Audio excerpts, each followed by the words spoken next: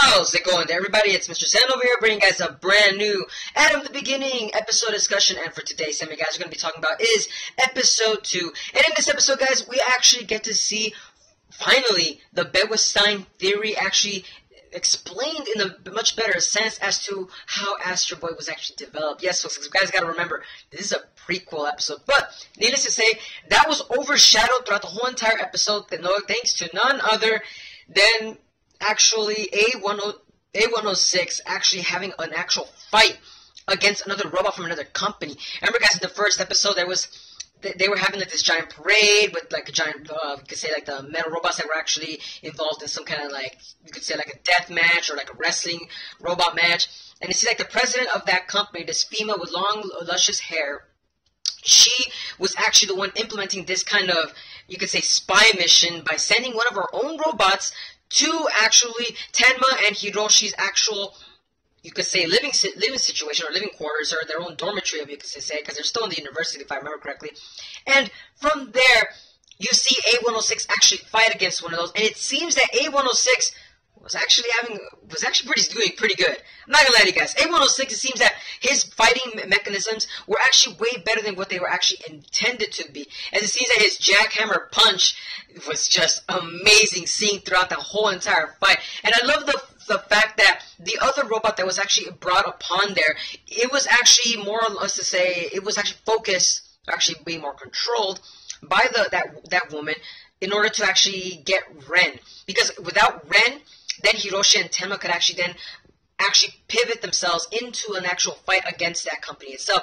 Like it seems like this character wants to put these characters, or at least create more of these fighting robots, or she wants to see just how well capabilities of the robots that they're actually creating. Needless to say, though, Tenma and Hiroshi have outdone themselves, because honestly, I did like the dialogue involved in this episode, and that is, I love Tenma's over-enthusiastic personality when they were at the conference themselves in the episode, because the Bedwestein theory, it involves that having, not logic, but needless to say that the theory was involved with the actual programming itself, that it has the robot actually think outside the box, and it was capable of having emotions, feelings, anger, like all that of the above involved, so that way the robot can think for itself. And honestly, that made sense. And it's funny because Tenma and Hiroshi were actually the ones that they were ridiculed by their other peers.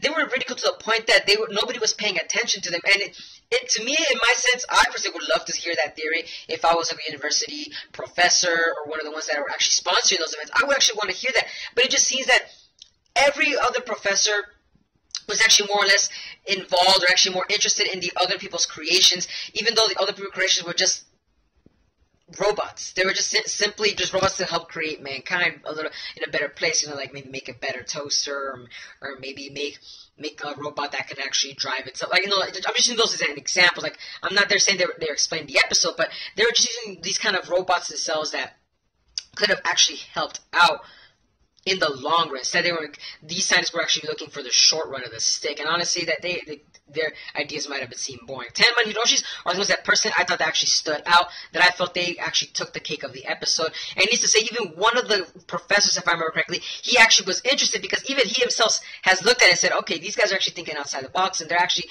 thinking of the future itself. And needless to say, I'm loving Tenma and Hiroshi's actual character development involved. But the thing that I still keep finding a little bit just kind of awkward is that nose rub. I just don't understand that between those two. Is that supposed to be sexualized? Is it supposed to mean something? I hope they actually explain as to what that actually means. Like, I'm wondering how they actually got to that point where they're just like nose rubbing. Like, I can't imagine myself, my friends saying like, "Hey man, let me just rub your nose just to calm me down." I don't know. Maybe it might be something just like the author's way of saying like, let me make these guys really, really good friends by having a little special trait that no one can actually hope to achieve. Needless to say though, the episode was good with the fight itself. A106 though, gotta love the programming itself. It's the way that the programming was involved with it.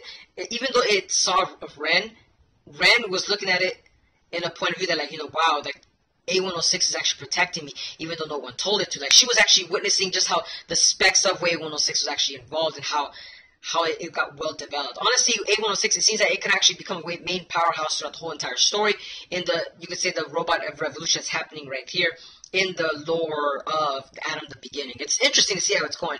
But like I said, though, let me know down in the comments below, guys, as to what are you guys' thoughts on the anime episode. So episode 2, beautiful, guys. Just beautiful. I'm loving, like I said, the lore of itself is actually interesting, and I'm loving how each of the characters is actually slowly teasing us and how their different personalities just stand out within each and every episode.